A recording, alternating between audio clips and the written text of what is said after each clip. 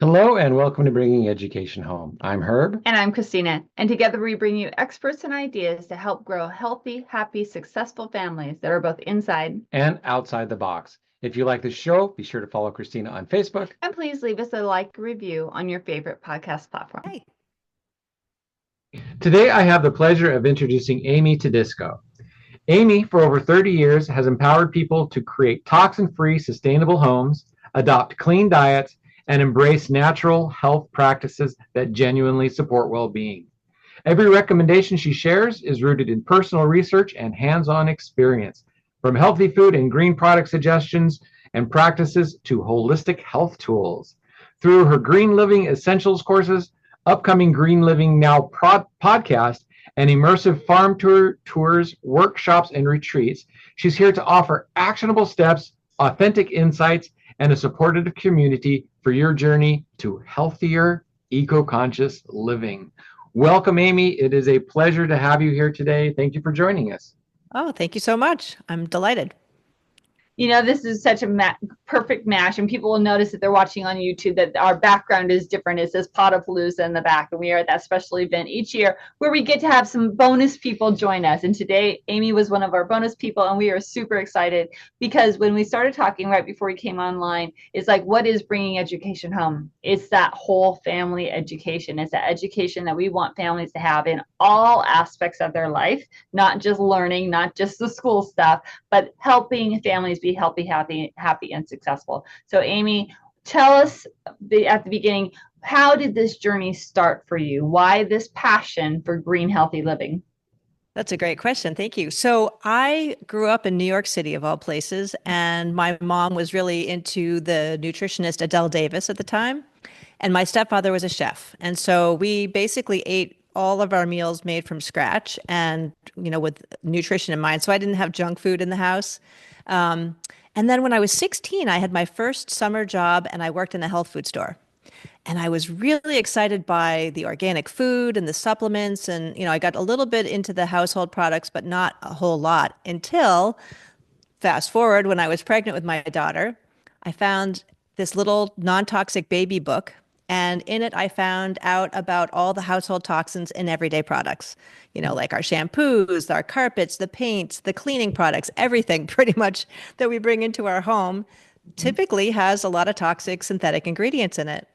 And, as a pregnant mom, I wanted to do everything I could to stay as healthy as possible and make sure that my daughter to be was also going to be as healthy as possible. So I, being the sort of go big or go home type of person, cleaned everything out of the house and brought in all the things that I thought were better. And then I realized, oh my, there's a huge learning curve here. Mm-hmm. So it was all about, okay, is this really what it says it was? Is this product that's green actually non-toxic? So it really turned me into a researcher in many ways, and then learning a lot through trial and error. Yeah, I can kind of understand that because we were into healthier foods for a while, and the gluten-free stuff and the healthy stuff. Now that those words are on so many packages and stuff, that still isn't healthy for you. It's still ultra processed, but it has these words that are eye-catching to say, hey, we're working on it, or we're that, but they really aren't. So that's such a powerful point and so true, because I actually wrote an ebook on all the label claims and looking up, what does wild caught mean and what is, non-toxic, and particularly for food. And it was shocking to even me, who I've been, doing this for 30 years. And I realized, oh my gosh, wild caught doesn't mean anything. It doesn't? For example, no, unfortunately not. And then there's certain certifying agencies that you can trust, and then others that are, So I created that ebook, but then I put that information into my my online course as well, just because I felt like it was something nobody knows. Yeah, like free range chicken means they have like 3 feet by 3 feet to be able to walk around in. Exactly. It's and not, maybe the outdoor air comes in through the cage, but they're not actually pasture raised. Right. Yeah, there's so much in the US food system that is really not good for us. Mm-hmm. All right. So the big question is, because we're trying to help families do this, be healthier and happier, can you give us, our audience, a tip or a hint, one little thing they can start with? Because like you said, you went all the way and then became overwhelmed, and we don't want families to put one more thing on their plate and get overwhelmed. Absolutely. So there's some very easy first steps. And I think starting with food is usually the best use of your time and money. And so there's something called the Dirty Dozen and the Clean 15.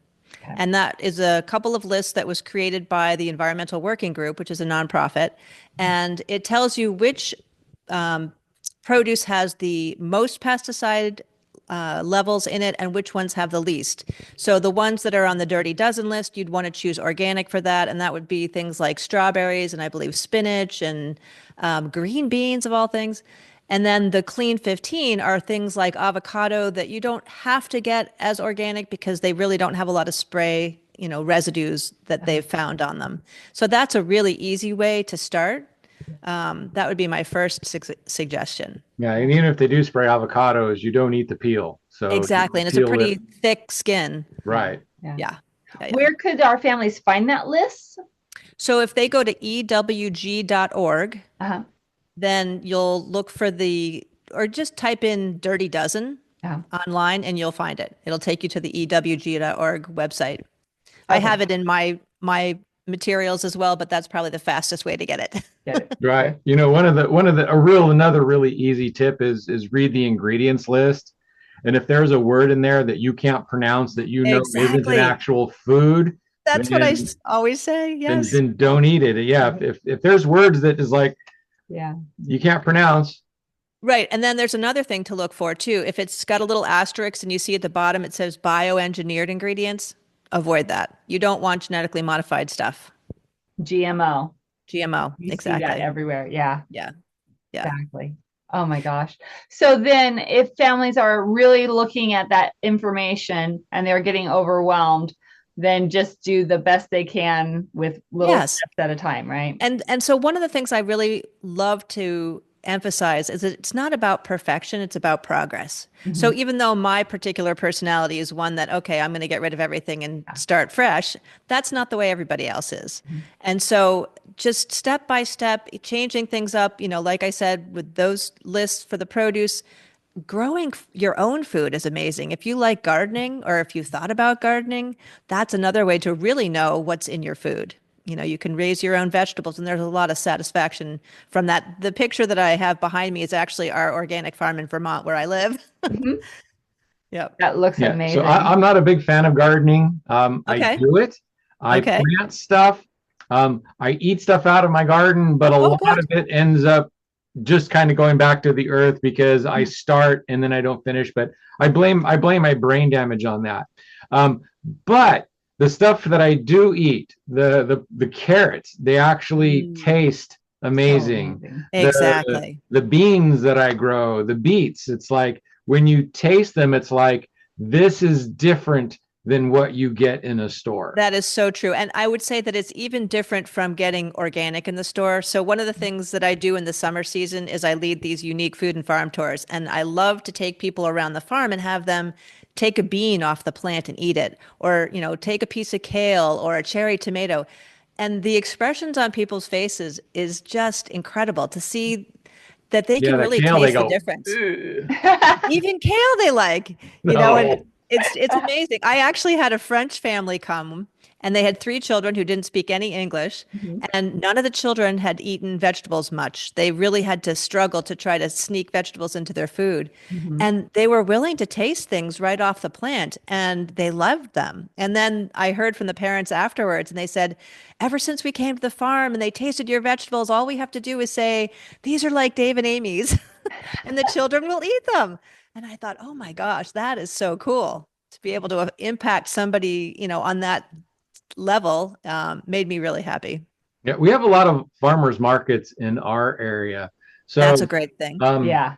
But New York City is not known for their fresh vegetables. So center of LA, not necessarily known for their farmers markets and fresh vegetables. What can you give to somebody? What tip can you give to somebody in a city to maybe find something more healthy, more better. Yeah. So, well, I think some cities actually do have pretty decent farmers markets and they're bringing produce in from places like Vermont. So that would be one thing to check. Now, a few words about vibrant family education.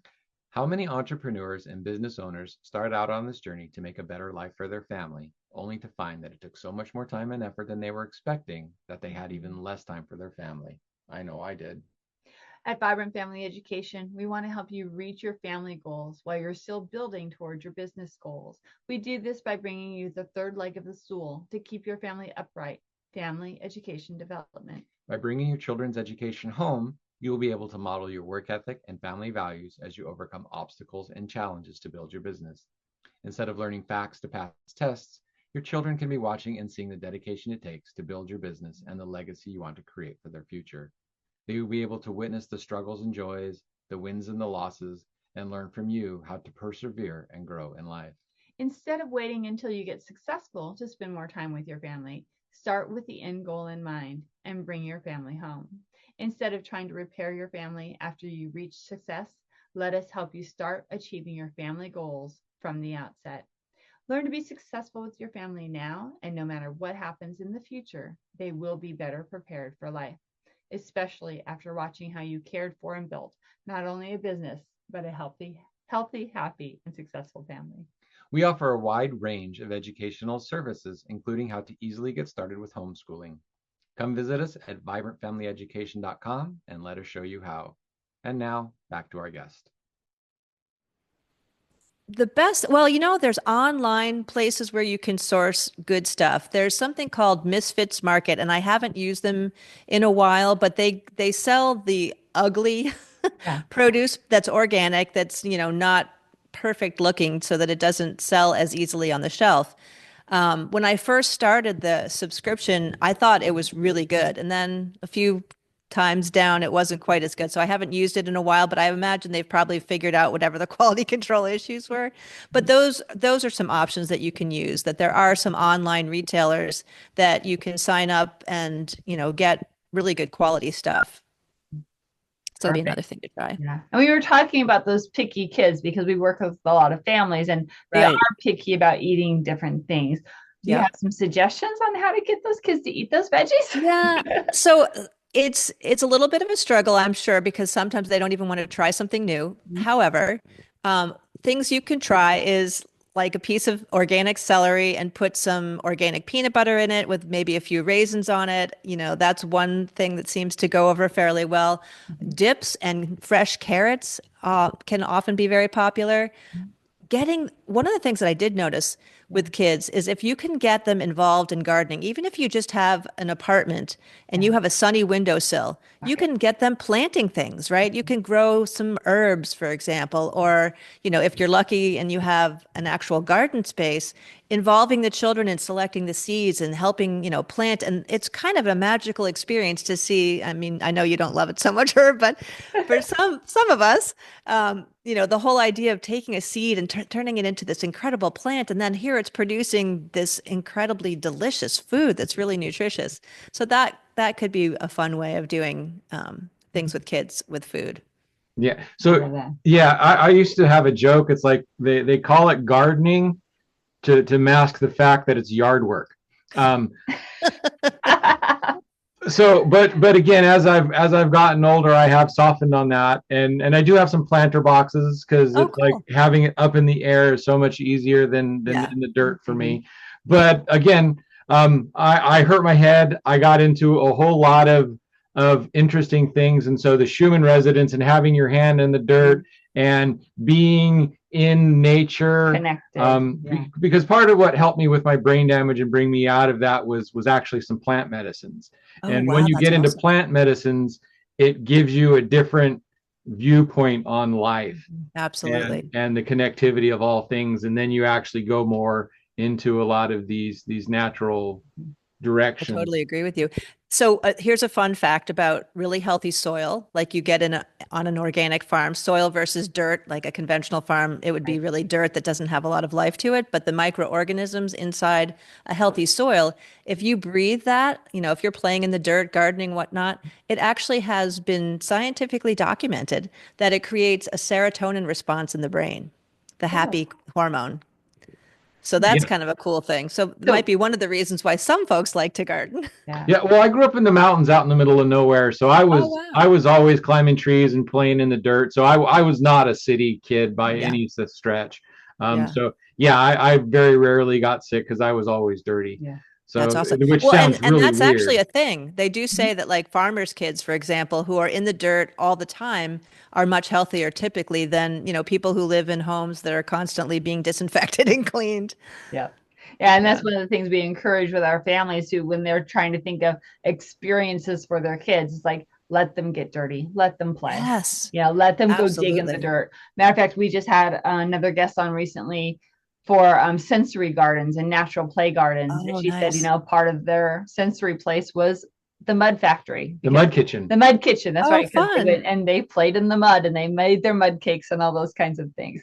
Oh, So that's those awesome. kinds of things are so important for our families, right? To be having those experiences and things like that. So now Absolutely. kind of a setup question for why you should take your kids out of school. Let's talk about the food quality and what they're Oh, serving our children in public education. oh You know a gosh. little bit about that? It's terrifying. And we're a little bit luckier here in Vermont in that some schools actually have contracts with local farmers like us to Wow. bring in organic produce and, better quality food. But yes, typically the food that goes into schools and hospitals for that matter is some of the most toxic processed stuff, that you can find. Mhm. It's definitely not a healthy, not a healthy meal. So for people who do need to send their kids to school, what do you recommend?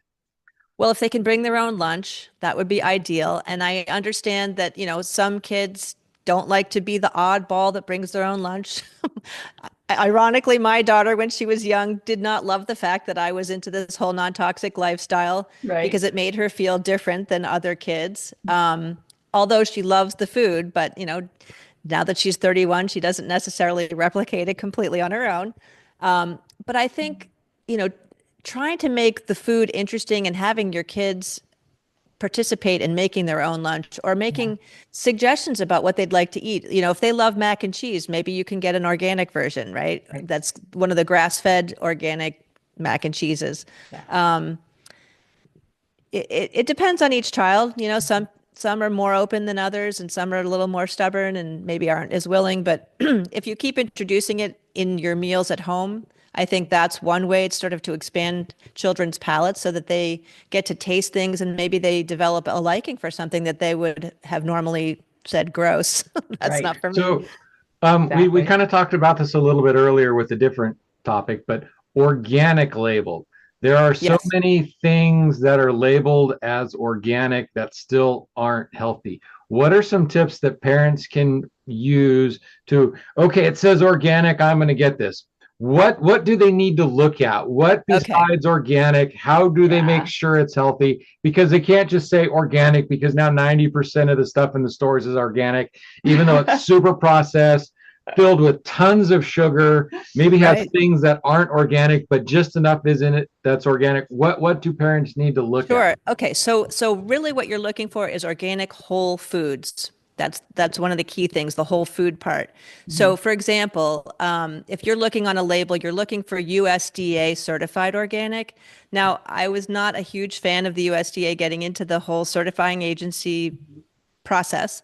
However, that's what we have. And thankfully, they wanted to water things down, but they, because of public outcry, said no, okay, we're going to keep it the way that it should be, the way that it was developed when organic certification first started. So USDA certified organic is one thing to look for. There are different versions of organic. So it can say made with organic ingredients or just plain organic. So you're really wanting to read the label. That's the key thing. Yeah. And if you see things that, don't sound like a whole food, then you probably want to skip that and try to choose something. So I'm thinking of bread, for example. If you see a whole grain bread and it says organic and you look and you see, oh, okay, this looks pretty good. There's, organic flour and maybe there's seeds and, trying to avoid vegetable oils is a pretty smart move, trying to go with things that are made with olive oil or avocado or coconut oil, because seed oils are very inflammation producing in our body. So that would be some of the things to look for, but definitely look for the USDA certifying label to see if it is actually certified organic. If it just has the word organic and there's no accompanying, logo, then it may not be. Yeah. So another funny thing, What? weird brain injury takes me weird places. But Sure. when you're talking about Whole Foods, we actually have a grocery chain out here in the Northwest called Whole Foods. Oh, And yes. sometimes I've gone in there and it's like their Whole Foods are not all Whole Foods. Not Just anymore. because the name of the store is that, you also Right. still need to be careful in some of these stores that are touted as like super healthy or Whole Foods. I would say that that's probably the case with all natural food stores now, because what I've noticed over time is that they've started to sort of expand their product line to be a little bit more inclusive of more mainstream stuff to try to get more shoppers in there. I think Whole Foods, when it first started, was a pretty pure idea. Right. And they had really good stuff in there, but I've definitely seen, because we have it here in the Northeast, I've seen a lot of products in there that really shouldn't be. Even in Vermont, some of our natural food stores that started out really, towing the line have kind of gotten lax about it and have included things in there that I don't really think should be there. Okay. So that's a really good point. Yeah, perfect. So let's shift away from food a little bit, because there's Sure. the whole other thing, like you said, the toxins in our house. And I know we Yes. can't go too deep into it, but like what's maybe like the highest priority one that you would Yep. suggest families take care of, or the easiest one to switch out, if that makes sense? Okay. Yeah. So I would say one of the key things to try to eliminate is anything with a fragrance, because those fragrances are super toxic. So air fresheners, so-called. Get rid of the plugins. There are alternatives, like there's a product that has pure essential oils that are in a plug-in, and that's all that's in there, and that's a great alternative. Or you can get, instead of the scented candles that you might find at the typical stores, beeswax candles. They smell great, they burn cleaner, and they burn longer, and they're just really pretty. There's, what I tend to think of is, what am I being exposed to 24/7? Laundry detergent. Yeah. That's one thing that, it's in our clothes, it's in our, sheets and pillowcases, etc. So at the very least, try to go with a product that has, no perfume, no scent. It's a little bit tricky with free and clear, because sometimes they put other chemicals in there to mask the smell, but it's not necessarily free and clear of all kinds of stuff, but it's a step in the right direction. I have to say there are some trade-offs that I'm willing to make that maybe, with laundry, others who are used to using products that are, making everything totally pristine white, I've kind of accepted that my clothes are not pristine after I wash them a few times and wear them. But I think, thinking about what is in your clothes and in your bedding, and I think those are something you can swap out fairly easily, even from just a regular supermarket. Look for the things on the shelf that say, no perfumes, no optical brighteners, things like that. Okay, that makes sense. Absolutely. Yeah, the fragrance thing is really amazing and interesting, because when I was younger, it didn't bother me. But now, even just walking down like the soap aisles and things like that, totally. especially when Yes. the fragrances are combined and mixed, my Yeah. eyes start watering and I just don't feel good. And it's like I avoid and those places. I think it's an important point to make that, some people are actually chemically sensitive. And so to be exposed to any of that sends them into a very toxic reaction. Our bodies are designed to heal. However, young children are more susceptible, just like pets in the home, are more susceptible to these types of chemicals as far as reaction. And the way I often like to describe it is, if we imagine our body as kind of a rain barrel, Every time we get exposed to something, it's kind of filling the layers of that barrel up to the top. And usually once we reach the top, that's when we start to have symptoms. Oftentimes people will have symptoms that they don't necessarily think that it could even be related to something that they're exposed to, right? So maybe somebody has frequent headaches, or their nose is always running, or their eyes are itching. It's possible that that kind of reaction has come from something they're being exposed to.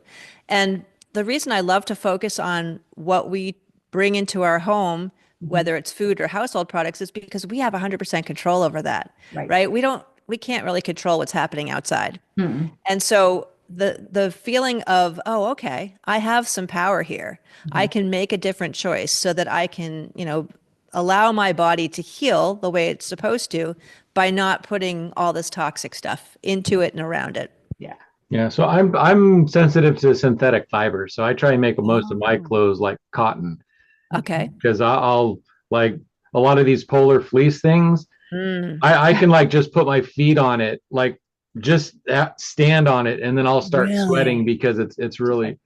So I'm sensitive to. So I know that carpets and couches and furniture and all the things that we bring into the house have these things, and our kids are crawling around in the carpet. So what can we do if we do have a carpet and we need to make it less bad? Is there stuff Okay, so there's a couple, it depends on whether it's old. First of all, if it's an old carpet, then chances are it's outgassed already, which means that, those toxic chemicals that were in it when it was new have already dissipated.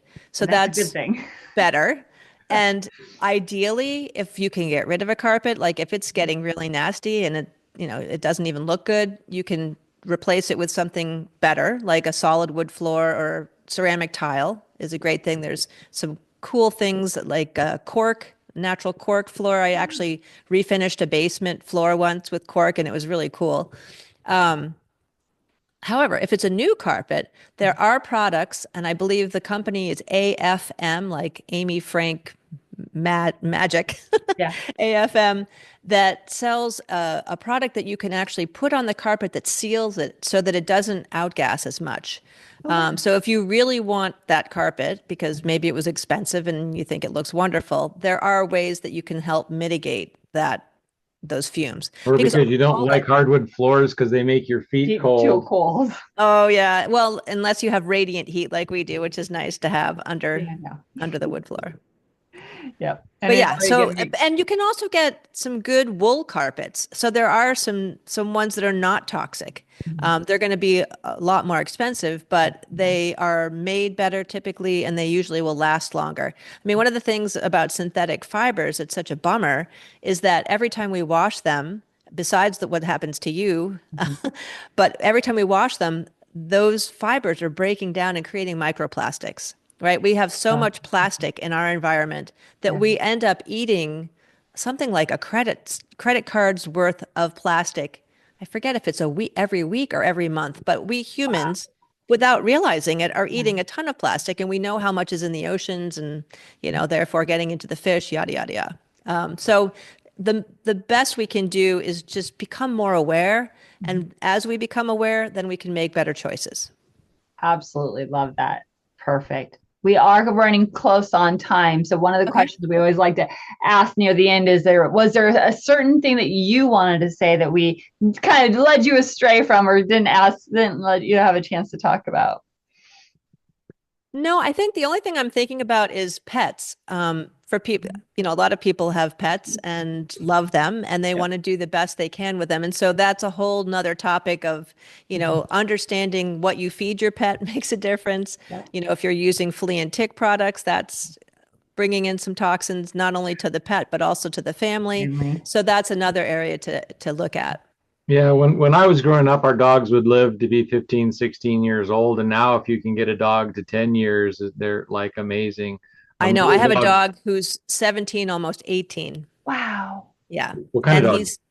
He's a Chinese crested powder puff. Because little dogs do tend to live longer. Our last little dog we kept alive for 19 years. Oh, wow. That's impressive. And it was still hard to let him go. Absolutely. It was time. Yeah. Yeah. Yeah. But No, I yeah, totally so understand. towards the end, it's like we were hand feeding him raw, very good food. And so Yeah. like the last 5 or 6 years, Yeah. his Yeah. I've diet been was like, making a lot his of diet was organic better than food. ours. Yeah. Exactly. Yep. I understand. Awesome. Well, Amy, make sure you say out loud, and we'll connect and get things to put in the show notes as well. But say out loud how families can get a hold of you, how they can find out more, how can Sure. they work on this thing called green living. Yeah, yeah. So the best place to learn more is on my website, which is greenlivingnow.com. And I have a free guide that basically tells you what the most toxic things are in your home. So that's a good place to start. So if you want to grab that, then we can go from there and see, what I can do to support folks. Excellent. Thank you so very, very much. My pleasure. Yeah, this has been a wonderful interview. I'm so glad that we got paired up today Oh, me on this too. special Thank you so much. occasion. Exactly. So, audience, there you go. You just have a whole bunch more wonderful information to hopefully make your family healthy, happy, and successful. And remember, education isn't only about academic learning, it's about whole life learning, making sure that you're connected and learning about everything that can help your family be the best that it can be. So make sure that you're taking all these nuggets, doing the best you can. Don't get overwhelmed. Like Amy said, little bits at a time, and just keep chipping away at it. Because once you get started, if you start to see an improvement, you'll want to make it a little Yes. better, and you'll want to make it a little better. So don't wait to get started. Get started now. Do as little as you can. It's better than doing nothing. And as you start to Exactly. see the improvements, you will bring in more. So it's a great place to get started. Excellent. All right, audience. Until next time, please make sure you like or review the podcast, Bringing Education Home. Let us know how you're liking the show. Email us. All the information is down there. Let us know what we can do to help you and bring more wonderful guests like Amy on. All right, everybody. Until next time, talk to you later. Bye for now. Bye for now. The best, well, there's online places where you can source good stuff. There's something called Misfits Market, and I haven't used them in a while, but they sell the ugly Yeah. produce that's organic, that's, not perfect looking so that it doesn't sell as easily on the shelf. When I first started the subscription, I thought it was really good. And then Hello, and welcome to Bringing Education Home. I'm Herb. And I'm Christina. And together we bring you experts